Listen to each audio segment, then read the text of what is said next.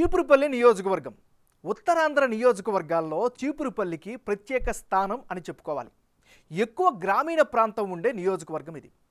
Manganese గనులతో నిండిన ప్రాంతం. గతంలో ఫేకర్ పరిశ్రమ మంచి వాణిజ్య కార్యకలాపాలను నడిపింది. చీపురుపల్లి నియోజకవర్గంలో తెలుగుదేశం పార్టీ వరుస విజయాలను సాధించింది. 2004 తర్వాత ఈ నియోజకవర్గంలో బొత్స సత్యనారాయణ పట్టు సాధిస్తూ వస్తున్నారు. 2019 ఎన్నికల్లో గెలిచిన బొత్స ప్రస్తుతం జగన్ క్యాబినెట్లో కీలకంగా వ్యవహరిస్తున్నారు. చీపురుపల్లి రాజకీయాల్లో కుల సమీకరణాలే కీలకం. తూర్పు కాపులు బలమైన సామాజిక వర్గం. ఇక్కడ గత 3 ఎన్నికల్లో అన్ని పార్టీలు తూర్పు కాపు సామాజిక వర్గ నేతలనే ఎన్నికల బరిలోకి దింపాయి.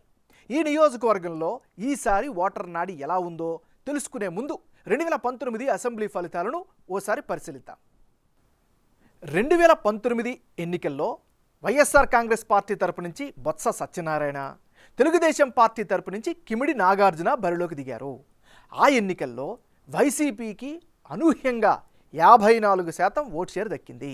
తెలుగుదేశం పార్టీకి 38%, ఇతరులకు 8% ఓట్లను రాబట్టగలిగారు. గత ఎన్నికల్లో చీపురుపల్లి నియోజకవర్గంలో వైసీపీ ఘన విజయం సాధించింది. వైసీపీ అభ్యర్థిగా బొత్స సత్యనారాయణ ఏకంగా 54% ఓట్ షేరును సాధించి ఘన విజయం సాధించారు. తెలుగుదేశం పార్టీకి కేవలం 38% ఓట్లు మాత్రమే రాబట్టగలిగింది. ఇక ఇతరులకు 8% ఓట్లు వచ్చాయి. అంటే రాష్ట్ర వ్యాప్తంగా జగన్ వేవు.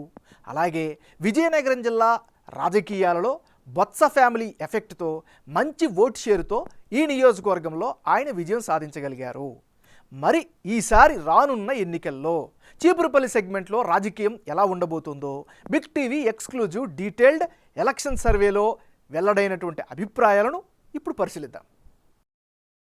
అభ్యర్థుల వారీగా ఎవరు బలాలు బలహీనతలు ఎలా ఉన్నాయి పరిశీలిద్దాం. ముందుగా వైఎస్ఆర్ కాంగ్రెస్ పార్టీ తరపు నుంచి పోటీకి సిద్ధమైనటువంటి సీనియర్ నాయకుడు బొత్స సత్యనారాయణ.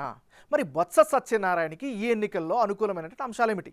ముందుగా విజయనగరం జిల్లా వ్యాప్తంగా ప్రభావం చూపించగలిగినటువంటి సీనియర్ మాస్ లీడర్గా ఈయనకైతే ప్రత్యేక స్థానం ఉంది. ఇది ఈయనకి ఖచ్చితంగా కలిసి వచ్చేటటువంటి ఫ్యాక్టర్.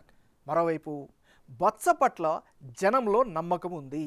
అంటే బొత్స సత్యనారాయణ దగ్గరికి వెళితే పని చేస్తారు, ఆపదలో ఉంటే ఆదుకుంటారు అనేటటువంటి ఒక అభిప్రాయాన్ని అయితే ఈయన సంపాదించగలిగారు. మరోవైపు అందరికీ అందుబాటులో ఉంటారు అనేటటువంటి ఒక అభిప్రాయం కూడా ఈయన పట్ల కనిపిస్తుంది. ఇది ఈయనకి సంబంధించినటువంటి అనుకూలమైనటువంటి అంశాలు. మరి బొత్స సత్యనారాయణకు మైనస్ అయ్యేటటువంటి అంశాలు ఏమిటి పరిశీలిస్తే, తోటపల్లి కుడి కాల్వ పనులు పూర్తి చేయలేకపోవడం ప్రధానంగా వ్యవసాయ వర్గాల్లో ఈయన పట్ల వ్యతిరేకత కనిపిస్తోంది. మరోవైపు చీపురుపల్లి సెగ్మెంట్లో చాలా చోట్ల రోడ్లన్నీ కూడా చాలా సమస్యలతో గుంతలతో కనిపిస్తున్నాయి. సో ఇది అన్ని వర్గాలను కూడా ఇబ్బంది పెడుతోంది. మరోవైపు ఆల్మోస్ట్ ఆల్ నియోజకవర్గ స్థాయిలో పాటు ఇతర ప్రాంతాల్లో కూడా డ్రైనేజీలు సరిగ్గా మెయింటైన్ చేయకపోవడం కూడా సామాన్యులకు కూడా చిరాకు తెప్పిస్తోంది. గత ఎన్నికల్లో ఇచ్చినటువంటి హామీల్లో ముఖ్యమైనది చీపురుపల్లి రెవెన్యూ డివిజన్ సాధన. దాన్ని సాధించడంలో బొత్స వైఫల్యం చెందారు. ఇది కూడా ప్రధానమైనటువంటి మైనస్గా చెప్పుకోవచ్చు. సో ఓవరాల్గా ఇది ఈయనకి సంబంధించినటువంటి ప్లస్లు మైనస్లు.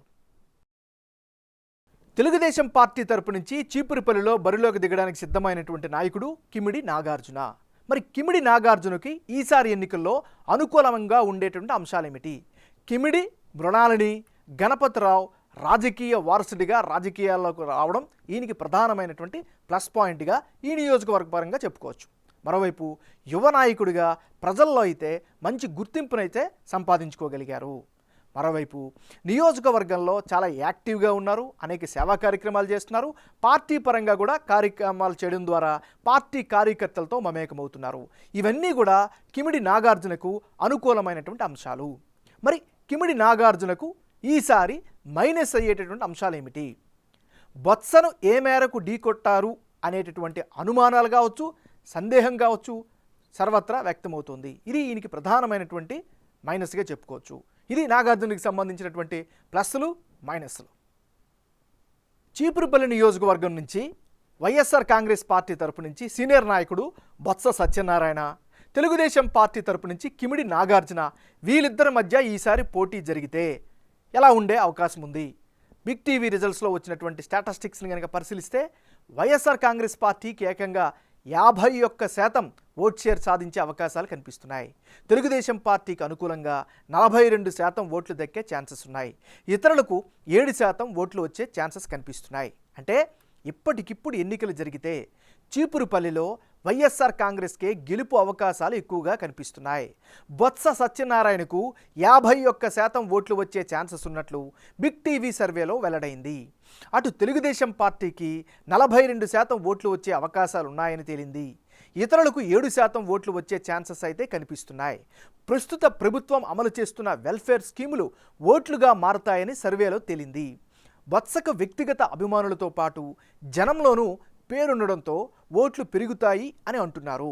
అటు తెలుగుదేశం పార్టీ నేత కిమిడి నాగార్జున కూడా మంచి ఓట్ షేర్ సాధించే ఛాన్స్ ఉందని సర్వేలో తేలింది. నియోజకవర్గంలో కార్యక్రమాలు పెంచడంతో ఓట్లు పెరుగుతాయని వెల్లడైంది. గత ఎన్నికల్లో నాగార్జున ఓడిపోవడం కూడా ఈసారి సానుభూతి ఓట్లను పెంచుతుందని బిగ్ టీవీ సర్వేలో జనం తమ అభిప్రాయాలుగా తెలిపారు.